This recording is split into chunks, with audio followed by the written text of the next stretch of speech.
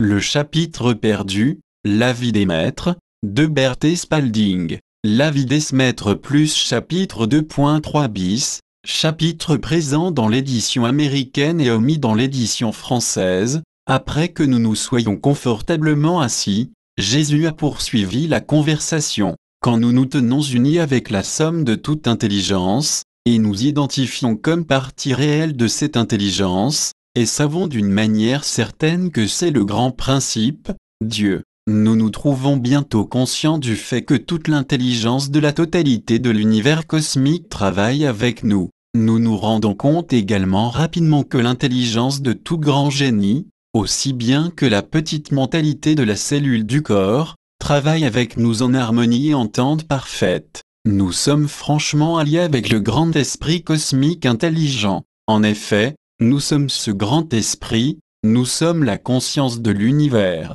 À l'instant où nous sentons cette chose, rien peut nous garder de la divinité. De cette conscience universelle nous pouvons tirer toute la connaissance, nous savons que nous pouvons tout savoir, sans étudier, sans processus de raisonnement, n'allant pas d'une leçon à l'autre ni d'un point à l'autre. Les leçons sont nécessaires afin de nous amener seulement à l'attitude dans laquelle nous pouvons faire un pas en avant dans cette pensée. Alors nous devenons complets et incluons toute pensée. Il y a un courant complet de pensée de motivation qui est irrésistible et nous savons que rien ne peut nous détourner de l'accomplissement véritable. Nous sommes avec le tout, ainsi nous agissons irrésistiblement avec le tout. Il est impossible que n'importe quelle condition empêche notre accomplissement. La goutte d'eau est seulement faible quand elle est enlevée de l'océan, replacée là et elle est aussi puissante que tout l'océan. Il n'importe pas si nous aimons ou si nous croyons à cette idée. C'est la loi intelligente et nous sommes cette grande chose.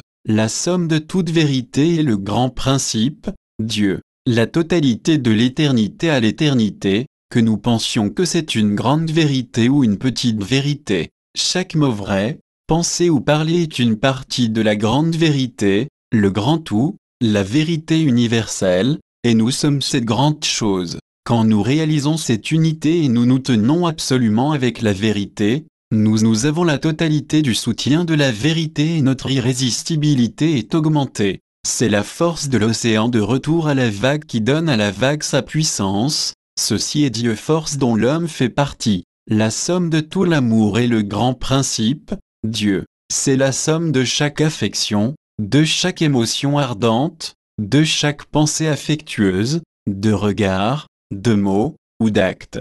Chaque amour attiré, grand ou petit, sublime ou faible, fait le un infini d'amour agissant et rien n'est trop grand pour nous. Pendant que nous aimons généreusement nous avons l'océan complet de l'amour cosmique avec nous. Ce qui est le moins calculé est le plus grand et s'étend à la perfection absolue, ainsi l'univers entier de l'amour est consciemment avec nous. Il n'y a pas de plus grande puissance sur terre ou dans le ciel que l'amour pur. La terre devient ciel, le ciel est la maison vraie de l'humanité. En conclusion, la somme de chaque condition, de chaque forme, de chaque être est le un principe cosmique infini, Dieu. Que ce soit des individus, des mondes, des planètes, des étoiles, des atomes, des électrons, ou les particules les plus minuscules, tout font ensemble le un entier infini, dont le corps est l'univers, l'esprit, l'intelligence cosmique, l'âme, l'amour cosmique. Tissés ensemble en un tout, leur corps, esprit et âme sont liés avec la force cohésive de l'amour, pourtant chacun fonctionne dans l'identité individuelle éternelle, se mouvant librement dans son orbite et octave individuelle d'harmonie,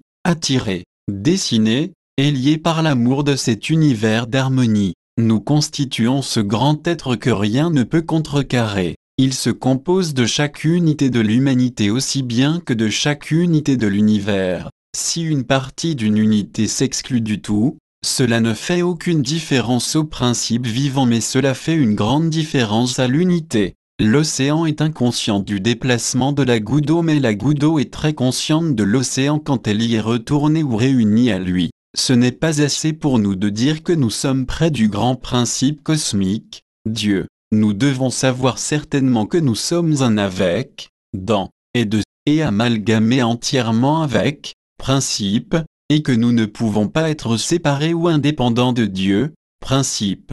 Ainsi nous travaillons avec le principe du pouvoir qui est tout pouvoir. C'est la loi que dans le principe nous vivons, nous déplaçons, et avons notre être. Ainsi, quand nous souhaitons entrer en contact avec Dieu, nous ne pensons pas à quelque chose loin de nous et difficile à atteindre. Tout ce que nous devons savoir est que Dieu est aussi bien en nous que tout autour de nous et que nous sommes complètement inclus en Dieu, que nous sommes consciemment dans la présence de Dieu et sommes présents en Dieu et aux commandes avec le plein pouvoir. Ainsi nous n'avons pas besoin de faire une pause, nous n'avons pas besoin de réfléchir, nous prenons le chemin directement à Dieu intérieur. Ici le Christ se tient immuable et suprême et avec Dieu nous vivons pour toujours. Nous réveillons ainsi nos individus morts dans la réalisation de la vie intérieure et cette vie nous ressuscite des morts, nous revenons à la vie immortelle, immuable. Nous sommes convaincus de la vie et de notre droit de vivre cette vie entièrement et parfaitement. Le Christ avance et dit, « Je viens afin que vous viviez la vie plus complètement et plus abondamment. » Ceci doit être une résurrection vraie dans notre conscience, élever nos sens morts dans une vibration plus élevée de vie, de vérité, et d'amour. Comme toute la nature se réveille à notre sujet, éveillons-nous nous-mêmes et regardons l'aube de ce jour qui approche. Ainsi, nous nous levons et hors de nos vêtements de la tombe, au-dessus et hors de toute limitation dans lequel nous avons lié nos corps, nous roulons la pierre de la matérialité complètement de notre conscience, ce grand poids de pensée qui a séparé la vie intérieure de la vie en dehors, et qui a tenu la forme de la vie dans la mort et lui a refusé la vie parce que nous n'avons pas reconnu son droit à la vie. Levons-nous et hors de la mort, ce que signifie la résurrection. C'est un réveil à la réalisation complète de la vie ici et maintenant, et cette vie omniprésente, omnipotente, omnisciente, nulle part absente, nulle part impuissante, nulle part sans conscience, mais partout présente, partout puissante, partout consciente, dans la plénitude, dans la liberté, dans l'action glorieusement augmentante, expressive et radiante. Quand nos cœurs flamboient à cette pensée et que notre être entier rougeoie avec cette vie intérieure,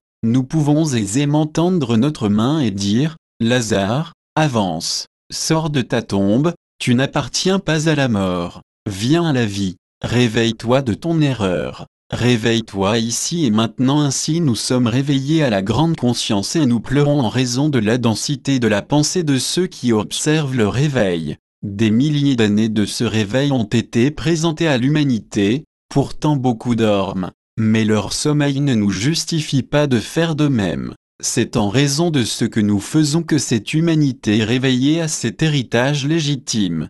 Pendant que nous nous réveillons à notre héritage, nous nous réveillons à la beauté et à la pureté du message historique que nos corps sont éternellement beaux, purs et parfaits. Ils sont toujours de beaux, purs corps spirituels, les plus magnifiques et divins, les temples vrais de Dieu. Ce réveil nous convainc également que nos corps ne sont jamais descendus de ce domaine élevé. Nous voyons que c'était seulement un concept humain où nous avons pensé qu'ils étaient descendus. Dès que cette pensée est libérée, notre corps est libéré à son vrai héritage divin. Alors le parfum d'une soirée chaude d'été se répand dans toute la nature et nos corps commencent à prendre cet éclat. Les rayons bientôt purs de la lumière blanche apparaissent dans nos corps, ils deviennent embrasés par cette lumière, et cette douce mais pourtant brillante et vivante lumière envahit l'atmosphère claire autour de nous comme une vapeur blanc-or. Cette lumière augmente régulièrement jusqu'à ce qu'elle couvre et imprègne tout autour de nous.